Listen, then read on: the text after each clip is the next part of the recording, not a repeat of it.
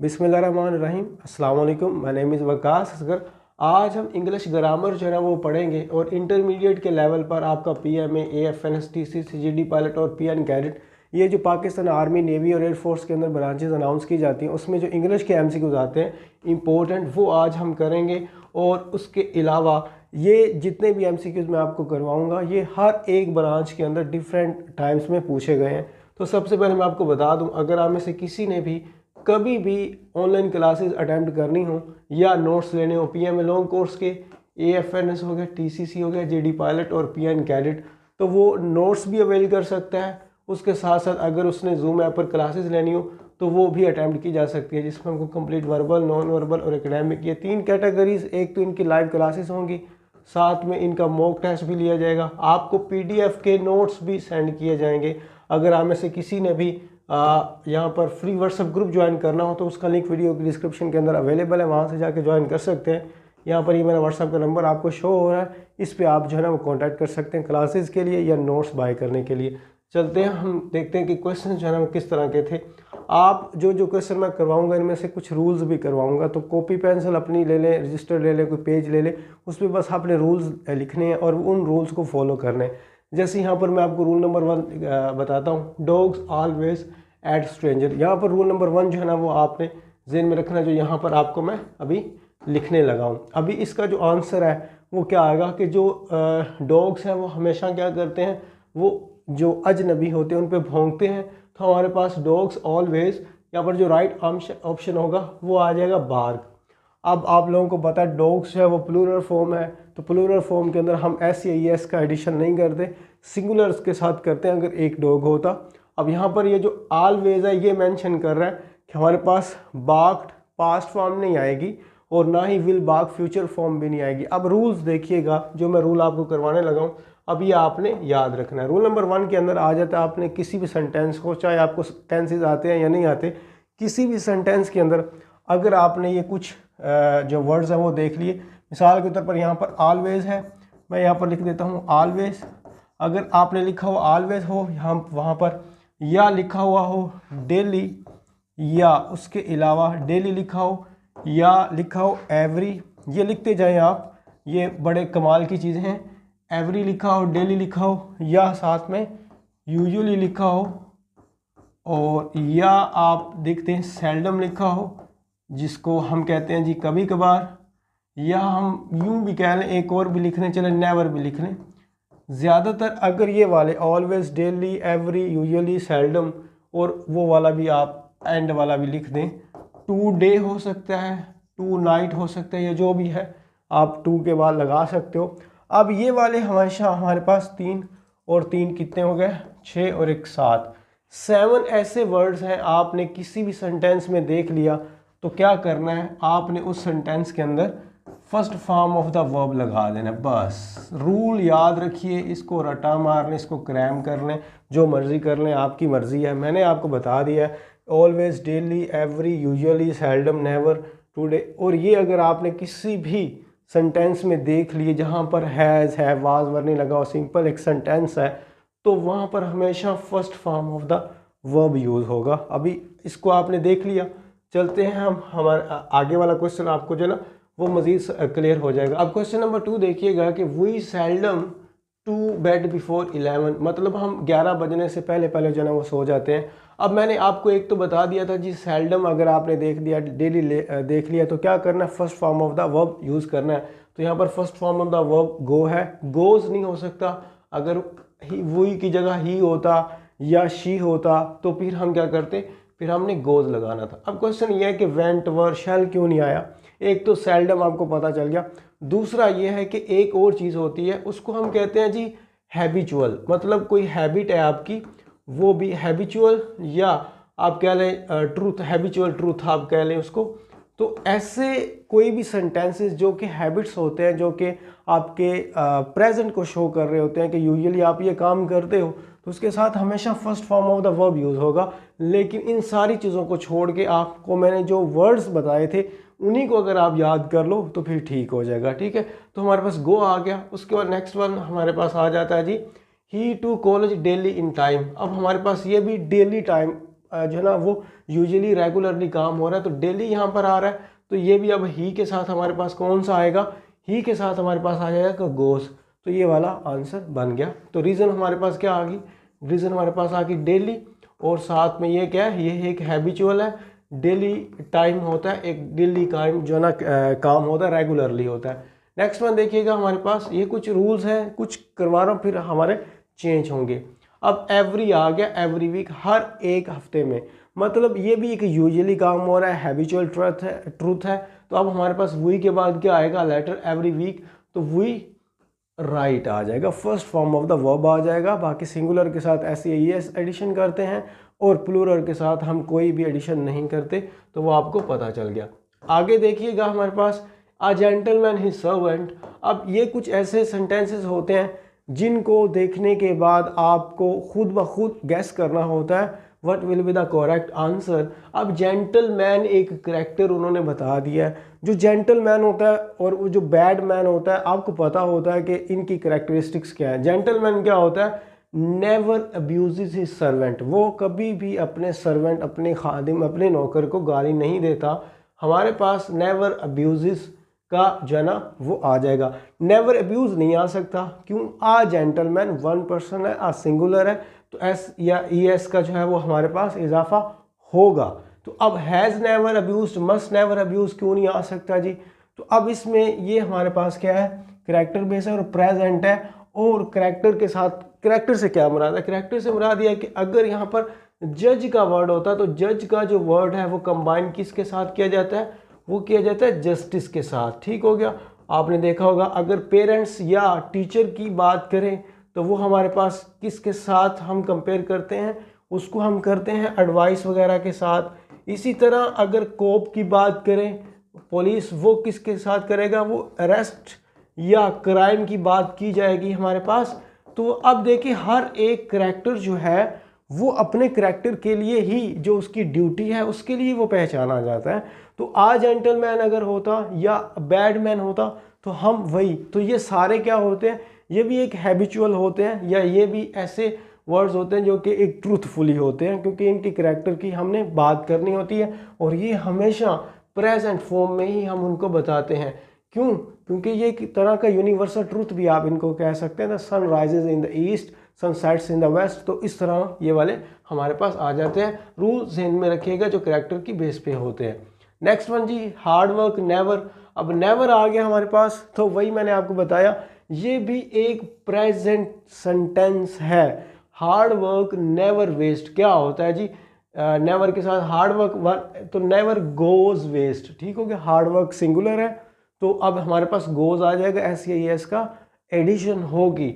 और उसके अलावा वेंट वगैरह क्यों नहीं हो सकता, क्योंकि ये पास्ट वाली बात ही नहीं है, ये एक तरह की बस यूनिवर्सल बात है। उसने कह दिया कि हार्ड वर्क जो है ना वो कभी भी उसको आप मेहनत करते हो तो वो रायगा नहीं जाती, ज़ाया नहीं होती, तो वो एक तरह का प्रो वर्ब बन जाता है। बस ऐसी कुछ बातें होती हैं जो आपने देखना होता है, जो कि पास्ट फॉर्म में होती हैं। नेक्स्ट वन देखिए, यहाँ पर एक आपने हमेशा जहन में रखना है, जहाँ पर ये लेस्ट का वर्ड आ जाए, एलिएस्ट, वहाँ पर इसका मतलब हमेशा इसके साथ शुड आना चाहिए। तो कहाँ पर है शुड, बस इतना सा रूल आपने याद रखना है कि हमारे पास लेस्ट के साथ हमेशा शुड यूज़ होगा। इसका मतलब क्या है कि work hard lest you should fail, मतलब मेहनत कर लें, ये ना हो आप फेल हो जाएं। अब शुडंट भी अक्सर ज़्यादातर वर्ड वैसे इसके लिए सूटेबल आएगा शुडंट, लेकिन वर्ड मैं शुड बता रहा हूँ, बस आपको शुडंट आएगा वैसे इसमें सही वाला option. Word work hard लेस्ट you shouldn't fail. अब वर्क हार्ड मतलब मेहनत करो, ये ना हो कि तुम फेल हो जाओ, एक वार्निंग दे रहे हैं। तो लेस्ट के साथ हमेशा शुड आएगा, बस ये आपने याद रखना है अपने माइंड के अंदर, ये रूल लिख लीजिए अभी, और ये लाजमी कभी ना कभी ये आपके सामने आएगा किसी न किसी एग्जाम के अंदर। नेक्स्ट वन आप देखिएगा हमारे पास जो है कि दिस बुक लास्ट ईयर। अब यहाँ पर क्या है जी, लास्ट का वर्ड है। मैं आपको रूल दिखाता, रूल नंबर 2 देखिएगा।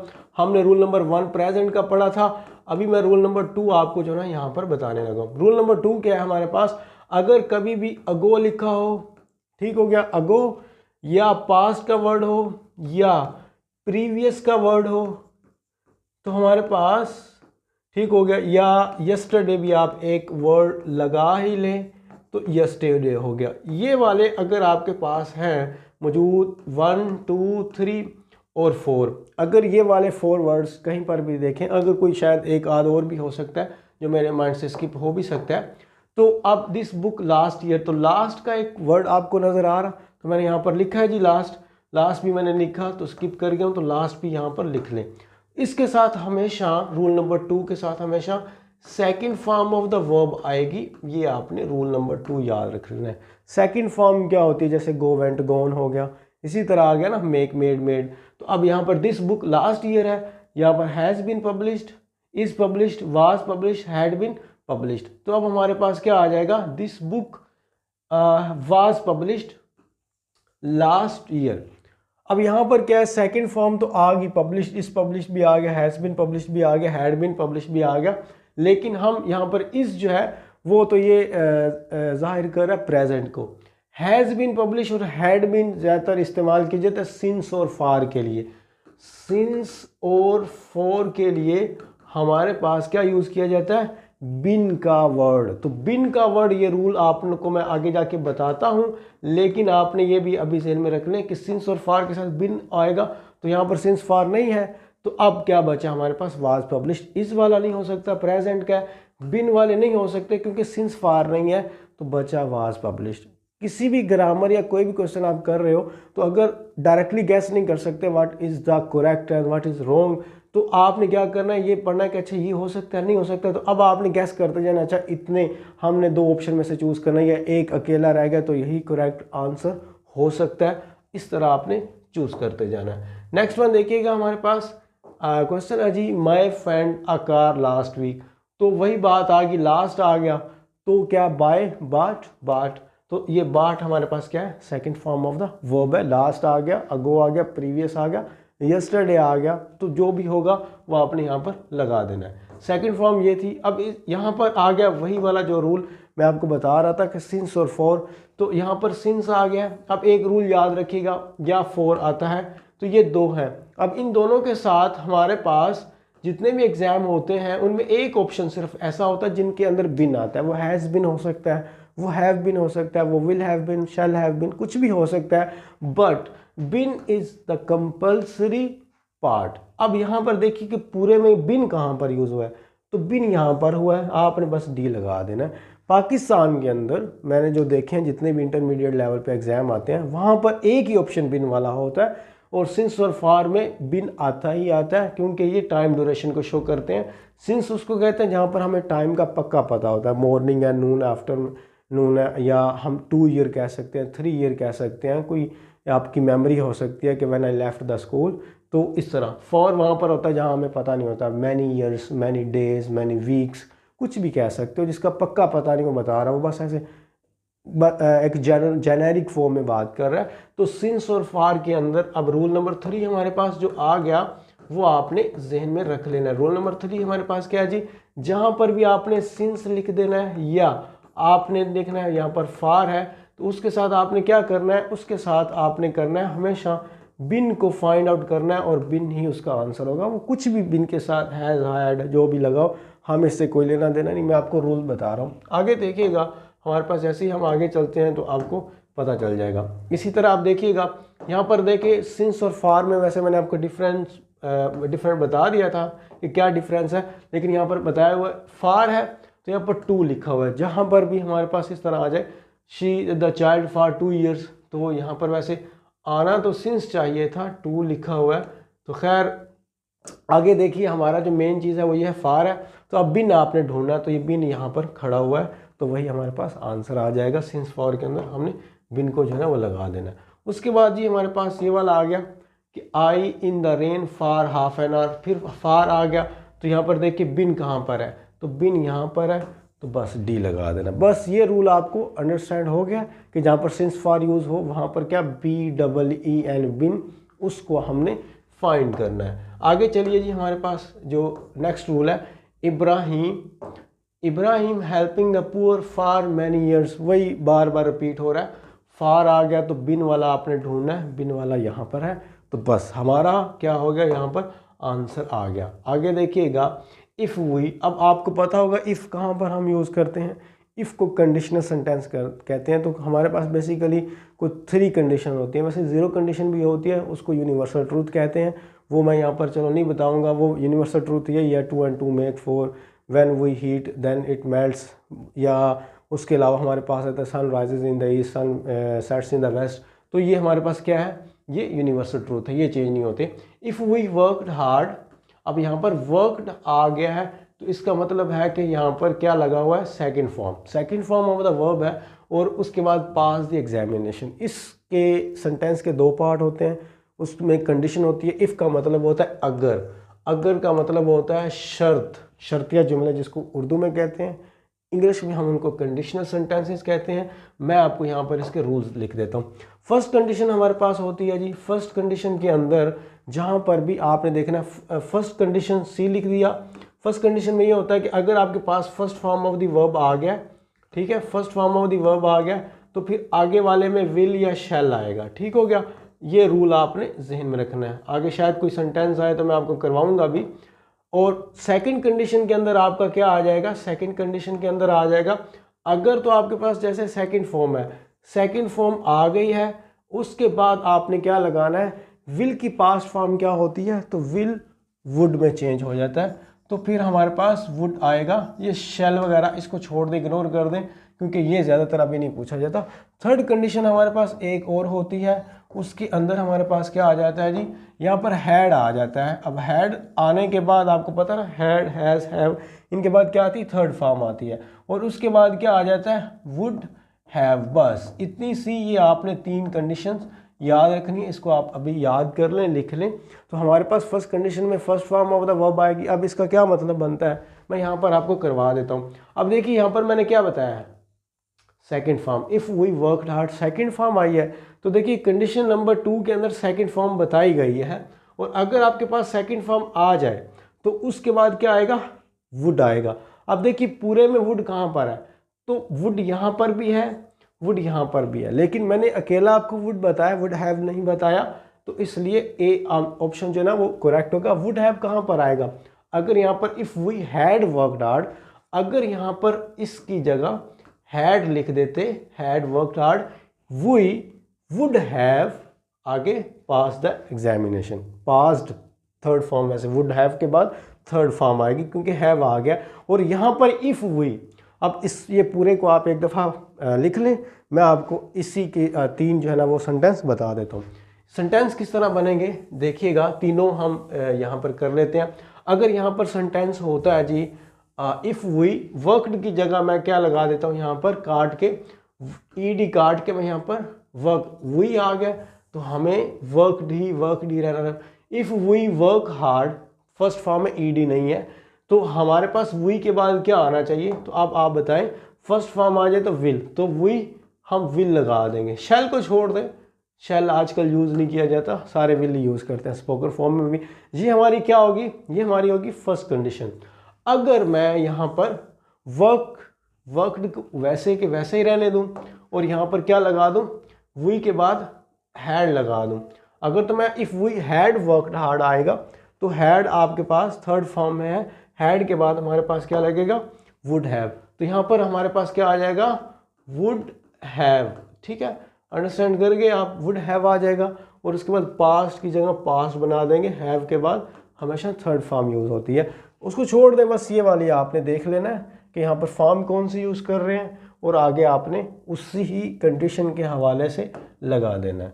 उसके बाद हमारे पास ये आ गया नेक्स्ट वन कि इफ़ ही रैन फास्ट। अब यहाँ पर क्या है, ran, so the second form of the verb. तो यहाँ पर क्या आ जाएगा, second form of the verb के साथ कंडीशनल सेंटेंसेस में हम क्या करते हैं, वुड लगाते हैं। अब देखिए यहाँ पर कहाँ पर है, वुड। अब यहाँ पर वुड कैच दी ट्रेन, अगर वो तेज़ भागता तो वो ट्रेन को पकड़ लेता।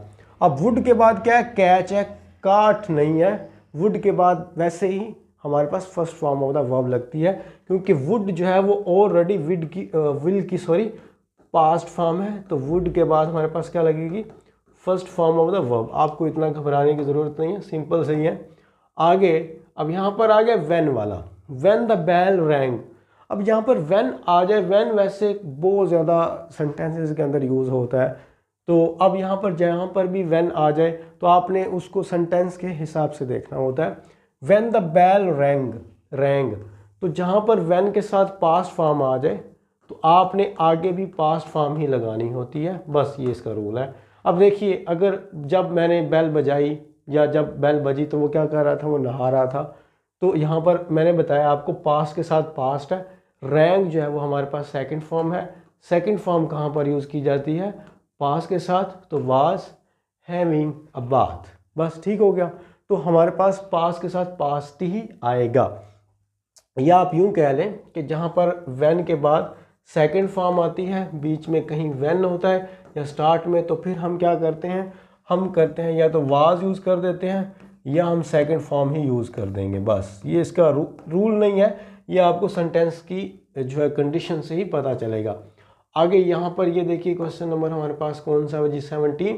इसमें आ जाता है जी, most of the students in my class the interviews very interesting.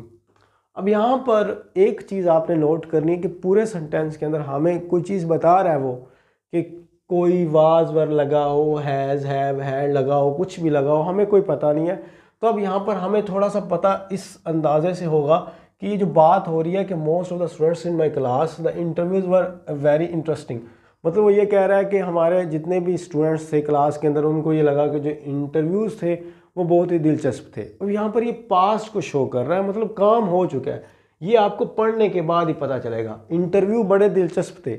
अब इंटरव्यू बड़े दिलचस्प होना कैसे पता चलेगा आपको, जब आप इंटरव्यू दे चुके हो तभी पता चलेगा ना। इंटरव्यू से पहले, काम होने से पहले तो आप उसके बारे में कोई किसी किस्म का कमेंट नहीं पास कर सकते।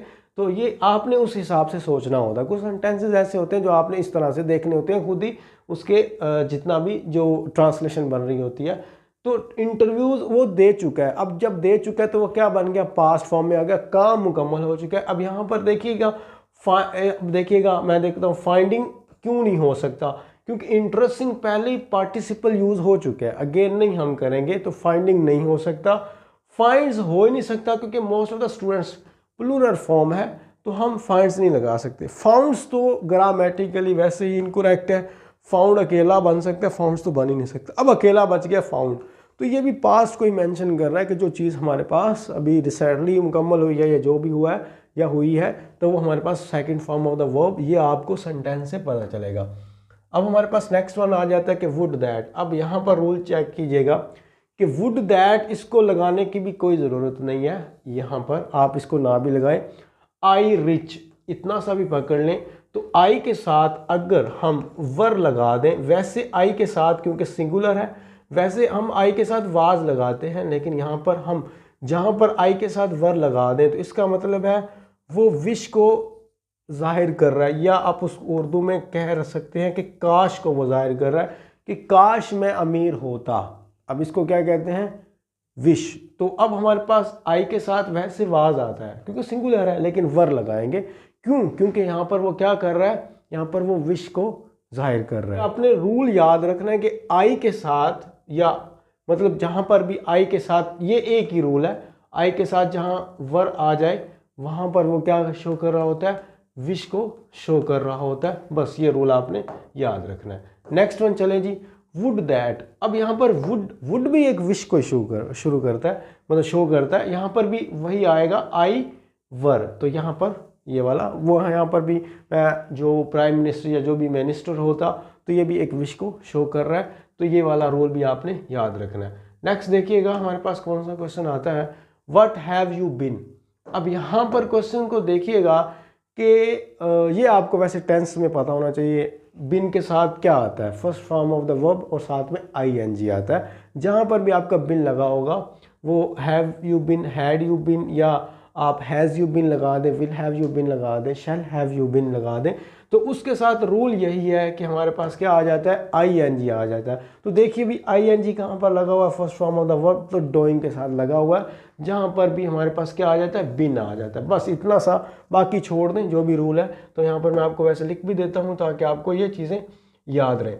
मैंने बताया आपको कि जहाँ पर भी बिन आ जाता है वहाँ पर हमने क्या करना है, first form of the verb लगाना है, ठीक है, फर्स्ट फॉर्म लगा के प्लस आईएनजी लगा देना है। तो ये हमारे पास रूल है। जो भी आप इसको रूल नंबर 3 या 4 का नाम दे लें।